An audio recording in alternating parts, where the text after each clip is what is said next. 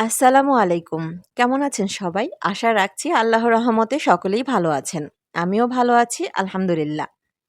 আজকে আমি আবারও হাজির হলাম গল্প নিয়ে। গল্পটি শুরু করার আগে সবার কাছে ছোট্ট একটি অনুরোধ, গল্পটি যদি আমার ইউটিউব চ্যানেলে শুনে থাকেন তাহলে এখনই সাবস্ক্রাইব করুন।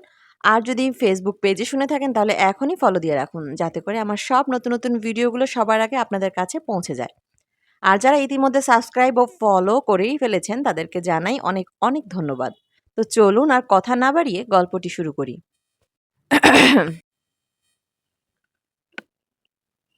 বিশ্বাসঘাত পর্ব ১। সকাল থেকেই তোড়জোড় শুরু হয়েছে চৌধুরী বাড়িতে। বাড়ির বড় মেয়ে অনামিকার বিয়ে বলে কথা। অনামিকার বাবা শ্রী বীরেন চৌধুরীর গয়নার ব্যবসা। কলকাতা সহ রাজ্যের বিভিন্ন স্থানে ওদের দোকান রয়েছে। বেশ নামডাকও আছে।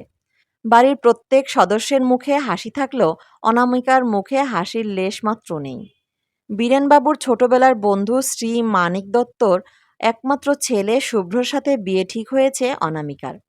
আজ গায়ে হলুদের পর স্নান সেরে নতুন কাপড় পরে বিছানার এক কোণে মাথা নিচু করে বসে আছে অনামিকা। চোখের কোণে চিকচিক করছে। পাশে ওর প্রিয় বান্ধবী মীনাক্ষী বসে আছে। আহ অনা, এরম ভাবে নিজেকে কষ্ট দিস না। আজ তোর বিয়ে, আর তুই এরম আচরণ করছিস। তো কি করব বল তো মিনা? এই বিয়ে আমি কিছুতেই মানতে পারছি না। আমি সারা জীবন অনিকে ভালোবেসেছি। আর শেষ পর্যন্ত আমার বিয়ে ওই শুভর সাথে হতে চলেছে। এটা আমি কি করে মেনে নেব বল? দেখ, তুই অনিককে ভুলে যা। ও তোকে কোনো দিন সেভাবে গুরুত্ব দেয়নি। না হলে এরকমভাবে হঠাৎ কাউকে কিছু না বলে দেশ ছেড়ে চলে যেত না। ও তোকে ঠকিয়েছে। না মিনা, আমি জানি কোথাও একটা ভুল বোঝাবুঝি হয়েছে। ও এরকম নয় রে। বিশ্বাস কর, আমি জানি নিশ্চয়ই এর পেছনে কোনো ষড়যন্ত্র রয়েছে। তুই কি আঙ্কেলের সম্বন্ধে কিছু? হ্যাঁ, ঠিক ধরেছিস। দেখ, ওই লোকটা আর যাই হোক আমার নিজের তো বাবা নয়। আজ থেকে ২৩ বছর আগে আমায় উনি দত্তক নিয়েছিলেন। কিন্তু যাই বল অনা, উনি তোকে কোনোদিন নিজের মেয়ের থেকে আলাদা চোখে দেখেননি। বরং ওনার নিজের মেয়ে অর্থাৎ তার ছোট বোন সুরভির থেকে বেশি স্নেহ করেছেন। তোর এরম ভাবা উচিত নয় অনা। তুই বুঝতে পারছিস না মিনা, কিছু একটা রহস্য আছে। আমি অনেকবার জিজ্ঞাসা করেছি যে উনি আমায় কোথা থেকে দত্তক নিয়েছিলেন, আমার আসল পরিচয়টা কি। কিছু জানাননি।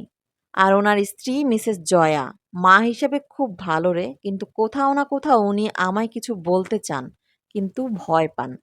ভয়? কিসের ভয়? আর কেনই বা ভয় পাবেন উনি? না রে, আমি স্পষ্ট দেখেছি ওনার মুখে সারাক্ষণ যেন একটা ভয়ের ছাপ থাকে। দেখ, আমার মনে হচ্ছে তুই একটু বেশিই ভাবছিস। দেখ, শুভ্র মানুষ হিসাবে খারাপ না। আর পরিবারও ভালো।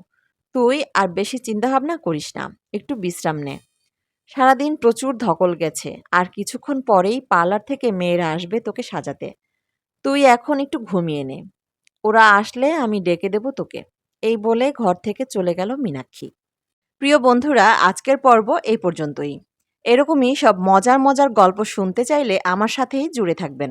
আর হ্যাঁ, একটা লাইক ও শেয়ার করে দিন। আর আপনাদের মূল্যবান মতামত কমেন্টে জানাতে ভুলবেন না কিন্তু।